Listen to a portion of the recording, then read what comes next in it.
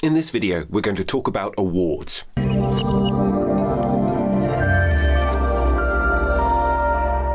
We do our work for a whole variety of different reasons. It's usually because we need to pay some bills. It's also because we might like to create something really fantastic that is above ourselves, that engages our imagination and stretches our skills. And also the recognition really doesn't hurt either. And that's why awards ceremonies were created. And awards very much a topic of conversation right now in the voiceover world because the One Voice Awards, which covers both the UK-based voiceovers and also the US One Voice Awards are in the process of being announced right now in terms of the nominations. I've been nominated for 3 awards, and so that probably gives the game away about how I look on them and whether or not I think they're a good thing or a bad thing. However, I thought it'd be useful to go through 5 specific reasons on why I think awards can be useful to your business, whether it's voiceover or otherwise, but also add some kind of caveats to that at the end. So let's get ahead and talk about the 5 reasons why you should be submitting for awards. The first reason that awards can be useful is quite simply benchmarking. It can give you a real sense, an objective sense to a certain degree, something outside of yourself, of how far that you have come in your chosen career. So in my voiceover career, certainly there's been a sense of progression, and the number of awards that I've been considered for has kind of helped me to create a narrative of how my career has grown as a result. Obviously, there's the cold hard facts of the financial reality of my business, and that's one way of being able to clock it. But also in terms of artistically, how I've grown and how my skill set has grown, it's nice that that's been married tangibly with the greater number of awards that I've been considered for. So it's a way of affirming from where you were to where you are now, to see that important sense of journey. The second reason is brand awareness. If you receive a nomination or if you actually win an award, then that's something that you can share on social media, something that you can share in direct marketing as well.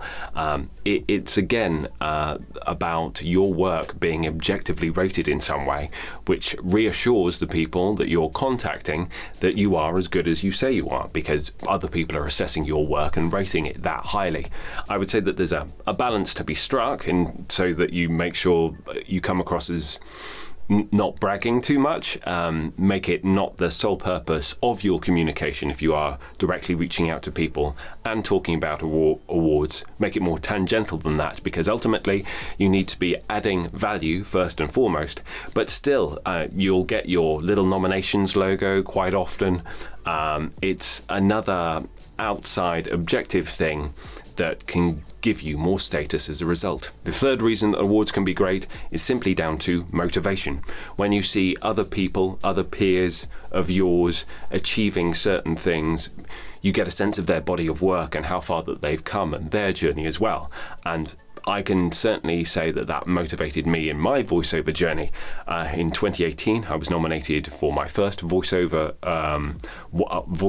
One Voice Award, and I shared a table with Toby Ricketts, who won 5 voiceover awards, 5 or 6, I can't remember which. He won them all basically, including Male Voiceover of the Year. And the combination of the fact that he was such a lovely, personable, unassuming guy, and yet he was also incredibly talented and incredibly hardworking. It set up a huge inspiration for me to be able to kind of match that as much as possible. So I use the awards in that kind of way of going, okay, this is where I am now, and this is where I want to be. How can I structure this the best way of moving forward? So it's great for that. The fourth reason is really just down to marketing tastes. If you get a list of nominations for awards, you will get a sense of the work that is being nominated, the work that has been chosen for that year. And over the course of many years, you will see how particular tastes will change in certain genres. Maybe it's particular dialects or particular genders that are being sourced for commercial work or audio narration work. It's actually being able to have that awareness of how the whole terrain in your industry is subtly changing by the work that is getting that recognition that is very important, especially again with voiceover, where we're very insular in terms of the jobs that we do. We're talking to ourselves for the vast majority of the day, and the work that we're focusing on is the work that we're actually given as opposed to other people's work. It's really useful to have an outside reference to see what is existing at the top levels in different genres, and awards is a great shorthand of being able to see a lot of that all in one place, rather than just going onto YouTube and being beholden to an algorithm. And finally, the fifth reason that awards are really valuable is that it gives you an opportunity to raise up your collaborators. So for me, with the nominations that I always receive, I'm able to really big up the production houses that I've been working with, the individuals that I've been working with. One of my animation projects, which was nominated for an award, all of the other work in the entire project was done by one other person who, I mean, it was basically his labor of love. He did all of the animation, he did all of the script, everything. I just supplied the voice. So it was a real pleasure to kind of like showcase his work through my nomination, but with all of the different kind of varieties of people that you're collaborating with. It's just an opportunity to give back, spread the word, make people aware of what other people are doing that's exciting. Okay, so those are all the reasons why awards are fantastic, but just to address those few caveats about awards as well. Firstly, they're not the be-all and end-all. They don't define who you are and where you are in your career. Secondly, be wary of who is running these awards, why they're running them, and who's paying for them. So there are certain awards where people have to pay to submit, so there's already a barrier to entry, and so therefore only people operating at a certain level will be able to submit in the first place, which doesn't necessarily strike me as being particularly fair, but there you go. Similarly, there are going to be some awards which are associated with other service providers and bodies, and again, you've just got to be self-aware of the fact that very few people are going to be creating awards purely as a selfless act. They're going to be part of a larger marketing mechanism. So again, you need to have that self-awareness.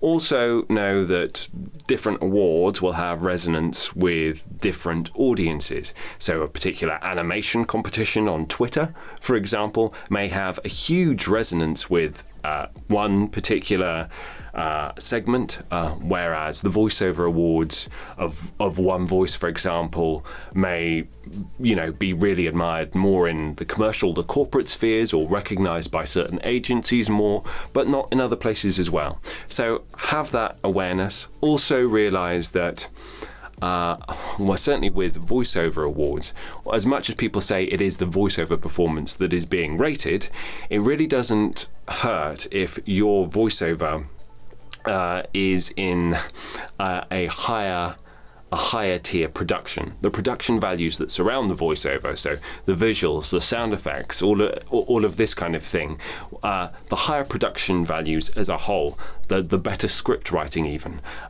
which all come as part of a bigger budget, will all elevate your performance to a higher plane as well, which means it tends to mean that those people who are already operating with the bigger clients with more money quite often tend to be the ones that get nominated more, as opposed to the lower rent ones where there hasn't been that investment in copy, there hasn't been that investment in the visuals to the same degree. There are exceptions to that rule, especially when you're dealing with collaborators who are particularly innovative, but again, it's just something to be aware of. I hope this video anyway has been of some use or interest to you. Do let me know how you think about awards in your given industry, whether or not that's voiceover or something else, how you found the whole process of nominations generally. If you did enjoy this video, then please do like, subscribe and spread the word, and I look forward to seeing you next week.